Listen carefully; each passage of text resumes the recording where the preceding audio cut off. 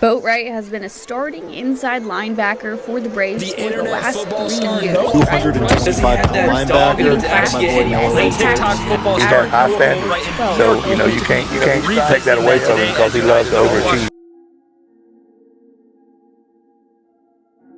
Honestly, I don't even know how I'm supposed to start this video. So many things have happened to me over these past 3 days. I'm questioning if I made the right choices or if I'm the one to blame for what happened. But I keep looking back at it and I just didn't see another way. So I want to share my story from the beginning. For those that don't know me, my name is Boatwright. I am a 225-pound Division I linebacker living the dream. I've been documenting my football journey from high school to all the way to college to rough practices to everything to inspire others to play football. I was faced with these two choices, social media or football. I had to pick between two. I don't feel like it was fair that I had to pick. I've invested so much time into social media and as well as that into football. For the past 3 months, I felt like I was walking on eggshells. For anything that I could possibly do, there was always something that could be brought up about it. And then I made a viral video, and that was the final straw that unraveled everything. In this video, I'm going to be explaining everything that happened from the backlash of a 12-second clip. I hope that sharing this video can inspire others and show them that even when something big happens in your life and you feel like you're down, you can always push forward. So let's dive to why I ended up packing up, leaving my Division I school, the school that I've always worked for, and transferring and completely moving from my Division I college that I was playing at. This is my road to D1 college football part 2. I was living the dream as a D1 linebacker. Everything was going great.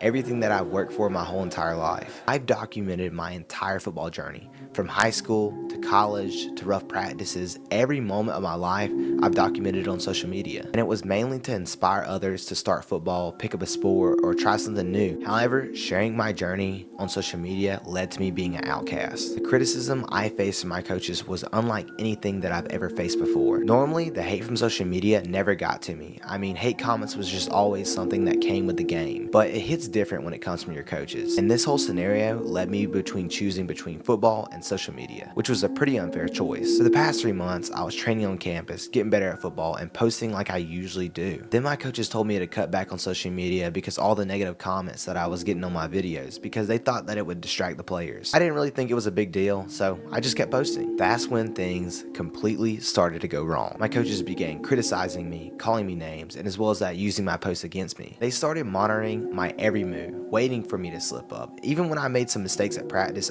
trust me, I'm not perfect, they would say post that on social media, jabbing at me. Oftentimes, I was called cringy and I was just labeled as the TikToker. Now guys, I am not here to give you a sob story and say, ooh, they hurt my feelings. I mean, I'm not a chump. I'll still be grinding every single day to improve myself. It's the next step that was absolutely crazy. They started to try to take control of what and when I was posting. They wanted me to choose between social media and football, but it just didn't feel right at all. It's almost like they were just waiting on me to make a big mistake where they could just bring me down. And unfortunately, guys, they got their big mistake. Recently, I posted a 12-second video that got over 2 million views in 1 hour. Now, I'm not gonna show you what this video is, but it's recently been taken down. If you know, you know. I realized that I made a big mistake, and as well as that, I saw a bunch of other creators make it, even football players, and it was just an edgy joke. And all of a sudden, I didn't really expect it to happen, but it went mega viral. It caught the attention of the college advisors and as well as that the coaches, and they were completely furious. I remember just sitting down in the dining hall, enjoying a regular chicken burrito, and all of a sudden, I got a call from my coach. The first thing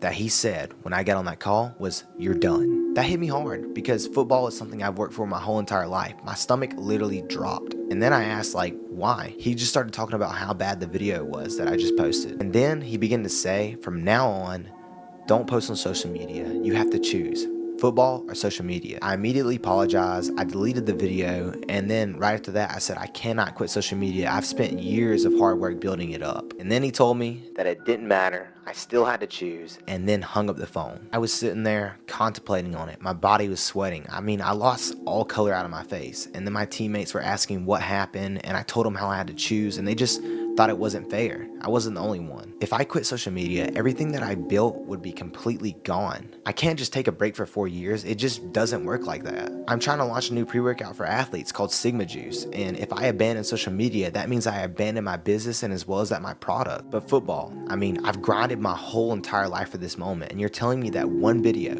is gonna take it all away. I asked myself these questions for a long time.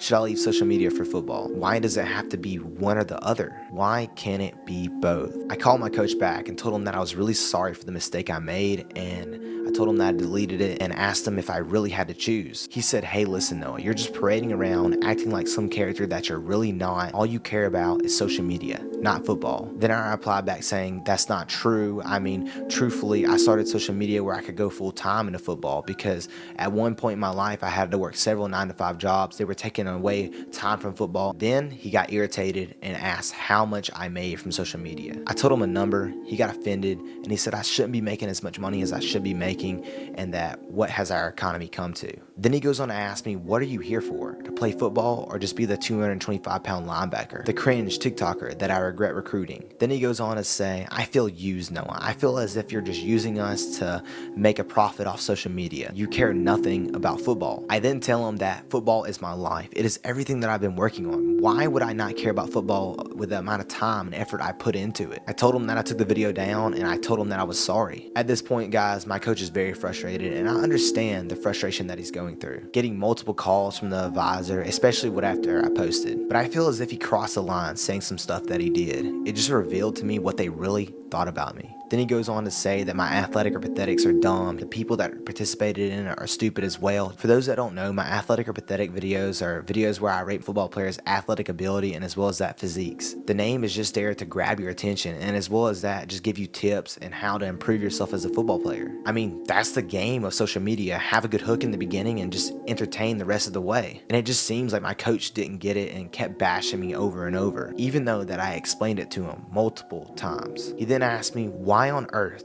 would you post that 12-second clip?" I told him that it was just a dark joke. I didn't really mean any harm by it, and as well as that, I saw other football creators and other influencers post it, so I just hopped on the trend. He then said, "A dark joke, Noah?" That got 1.5 million views in about 1 hour, and it just goes to show how messed up everything is with everybody on their phone on TikTok all day. But the video is gone. I don't know what you want from me. He then goes on to bash my football maxing school community. For those that don't know, I made a football maxing school community back in July. It helps athletes out. It gives them their diet, nutrition, as well as that workouts to help athletes grow and progress themselves. Because so many of my followers ask how to get better. He then goes on and says, "Are you really helping anybody? No, what you're doing is not helping anybody. It's hurting people." He basically just puts down everything that I built or done. And we just ended the call on mixed feelings. He says that this is not going to work out and even thinks about unrecruiting me. Then he apologized for being so harsh and so fired up at the moment. While I felt better that I could stay on the team, I still felt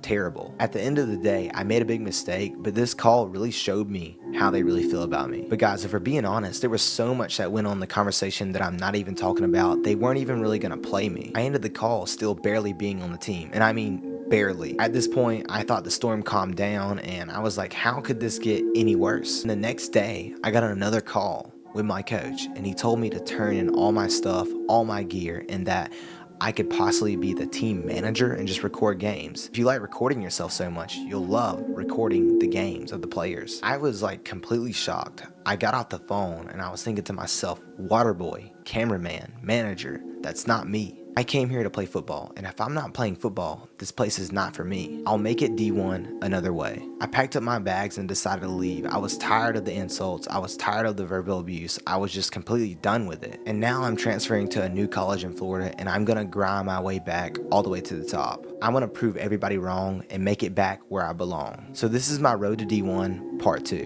I'm committed to showing that this TikToker will make it. I will keep pushing no matter what obstacle gets my way. I am not stopping. But what do you think? Do you think I made the right decision?